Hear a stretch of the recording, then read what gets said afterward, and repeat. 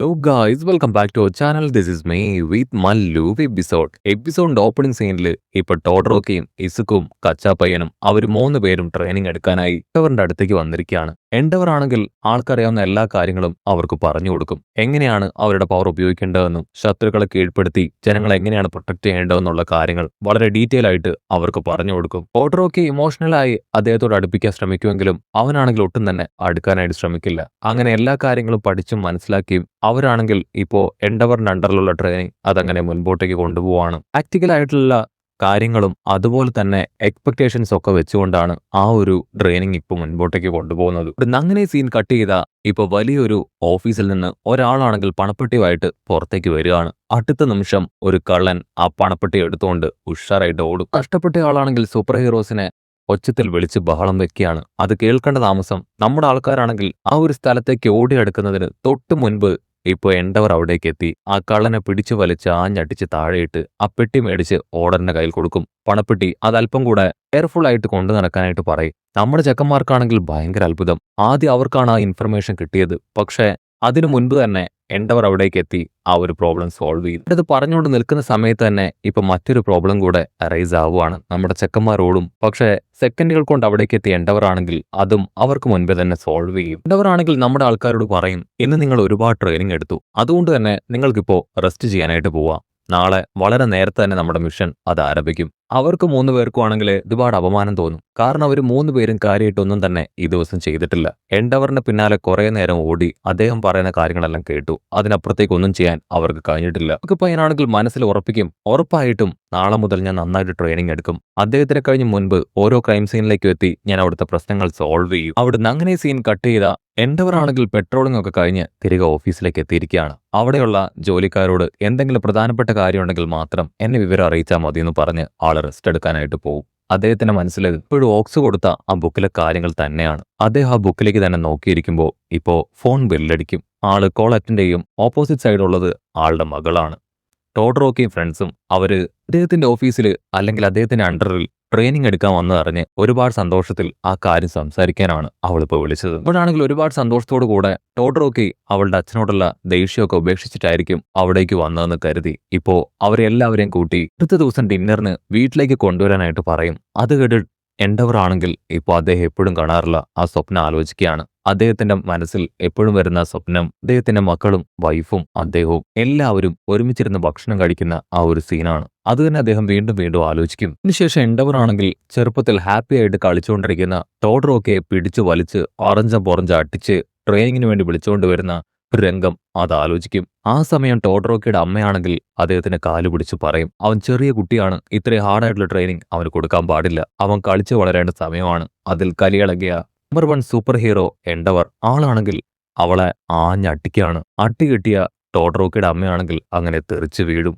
അതിനുശേഷം ഭയത്തോടുകൂടെ ഈ കാര്യങ്ങളെല്ലാം ഫോണിൽ മറ്റാരോടോ ഷെയർ ചെയ്യുന്ന സമയം ടോഡറോക്ക് വരുന്ന ശബ്ദം കേട്ട് അത് എൻഡവറാണെന്ന് തെറ്റിദ്ധരിച്ച് അവിടെ ഉണ്ടായിരുന്ന ചൂടുവെള്ളം അത് അവന്റെ അമ്മയുടെ ദേഹത്തേക്ക് വീണു. അതിനെല്ലാം കാരണക്കാരൻ എൻഡവറാണെന്ന് പറഞ്ഞ് ആ നിമിഷം മുതൽ ടോഡറോക്കി അവന്റെ അച്ഛൻ എൻഡവറിനെ വെറുക്കാനായിട്ട് തുടങ്ങി. അങ്ങനെയാണ് ആ ഒരു കൊടിപ്പകയുടെ ആരംഭം. അതിനുശേഷം ടോഡറോക്കി ആണെങ്കിൽ ആ ഒരു സ്പോർട്സ് ഫെസ്റ്റിവലിൽ അവന്റെ ഫയർ പവർ അതൊരിക്കലും ഉപയോഗിക്കില്ല, അവന്റെ അമ്മയുടെ ഐസ് പവർ അത് മാത്രം ഉപയോഗിച്ചേ ചെയ്യുകയുള്ളൂ എന്ന് പറഞ്ഞ കാര്യം ആളങ്ങനെ ഓർത്തെടുക്കും. പിന്നീട് അവന്റെ അമ്മയെ കാണാനായി ഇടയ്ക്കിടയ്ക്ക് ഹോസ്പിറ്റലിൽ പോവാറുണ്ടായിരുന്നുവെന്നും അവസാനത്തെ സമയം അവന്റെ അമ്മ അവനെ കാണാൻ സമ്മതിച്ചു എന്നുള്ള കാര്യം അവന്റെ സിസ്റ്ററിലൂടെ എൻഡവർ ആണെങ്കിൽ മനസ്സിലാക്കും. സിസ്റ്റർ ആണെങ്കിൽ എൻഡവറിനോട് പറയും അവൻ ഇടയ്ക്കിടയ്ക്ക് അമ്മയ്ക്ക് ലെറ്ററൊക്കെ എഴുതുമായിരുന്നു. അവന്റെ ഏറ്റവും വലിയ ആഗ്രഹം അവന്റെ അമ്മയെ സുഖപ്പെടുത്തുക എന്നത് മാത്രമാണ്. അതാണ് ആ ലെറ്ററുകളിലെല്ലാം ഉണ്ടായിരുന്നെന്ന് പറയും.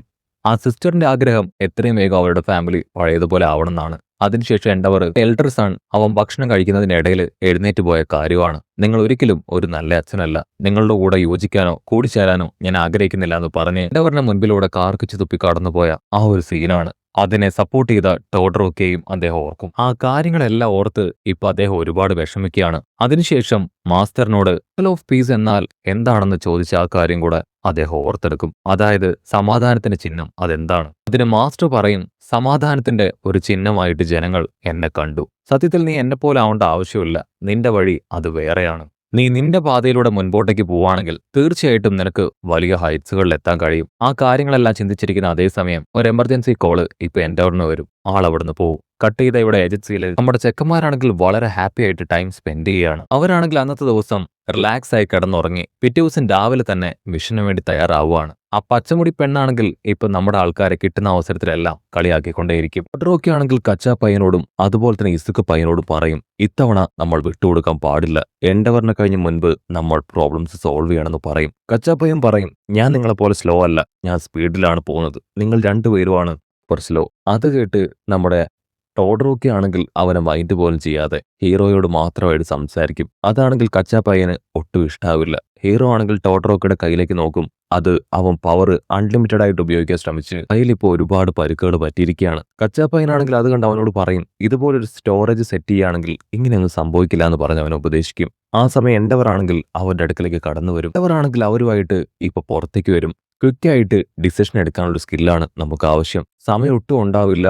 നിമിഷ നേരങ്ങൾ കൊണ്ട് ഒരു പ്ലാൻ ഉണ്ടാക്കി അത് നമ്മൾ എക്സിക്യൂട്ട് ചെയ്യണമെന്ന് പറയുന്ന അതേസമയം തന്നെ ക്ലീൻ ചെയ്തുകൊണ്ടിരുന്ന അവരുടെ റോപ്പ് പൊട്ട് താഴേക്ക് വീഴും. അതുകൊണ്ട് എൻഡവർ ആണെങ്കിൽ ഞൊട്ടിയിടയിൽ അവരെ സേവ് ചെയ്ത് താഴെ ഇറക്കും. ഇതിനുശേഷം തീ പിടിച്ചുകൊണ്ടിരുന്ന ഒരു ബിൽഡിങ്ങിലെ തീ അണയ്ക്കും. അങ്ങനെ ഒരുപാട് കാര്യങ്ങൾ അദ്ദേഹം പറഞ്ഞുകൊണ്ട് തന്നെ ചെയ്തുകൊണ്ടിരിക്കുകയാണ്. നമ്മുടെ ചെക്കന്മാരാണെങ്കിൽ അത്ഭുതത്തോടു കൂടെ ഈ കാര്യങ്ങളെല്ലാം കണ്ടും കേട്ടും അദ്ദേഹത്തെ നോക്കും. അദ്ദേഹം ആണെങ്കിൽ ഒരുപാട് ക്ലാസ് ഒക്കെ കൊടുത്ത് മിഷൻസ് ഒക്കെ ചെയ്ത് മുൻപോട്ടേക്ക് പോയിക്കൊണ്ടേയിരിക്കുകയാണ്. നമ്മുടെ ചെക്കന്മാർക്കാണെങ്കിൽ ഒരു മിഷൻ പോലും അദ്ദേഹത്തിന് ബ്രേക്ക് ചെയ്യാനായിട്ട് കഴിയില്ല. പക്ഷെ എന്താ, അല്പം കൂടെ സ്പീഡായിട്ട് ഇപ്പൊ കാര്യങ്ങൾ ചെയ്യാനായിട്ട് അവർക്ക് കഴിയുന്നുണ്ട്. എൻഡവർ ആണെങ്കിൽ അവരെ നോക്കും, ഇത്രയും ട്രെയിനിങ് എടുത്ത് നിങ്ങൾ ക്ഷീണിച്ചതല്ലേ, ഇപ്പൊ ടൈം ഓൾമോസ്റ്റ് ഈവനിങ് ആയി.